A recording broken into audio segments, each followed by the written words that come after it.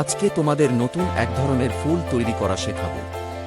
তার জন্য কিছু গোলাপি ও সবুজ রঙের প্লাস্টিকের পাইপের স্টিক নিয়েছি। মনোযোগ দিয়ে দেখো কিভাবে গোলাপি আর সবুজ রঙের প্লাস্টিকের পাইপ দিয়ে একটা সুন্দর ফুল তৈরি করছি। এই ধরনের ফুল তৈরি করে ফুলদানি সাজাতে পারো, যা তোমরা ঘর সাজানোর কাজে এবং তোমাদের স্কুলের প্রজেক্টের কাজে ব্যবহার করতে পারো। এই ধরনের আরও সুন্দর সুন্দর ভিডিও পেতে তোমরা লাইক ও সাবস্ক্রাইব করো।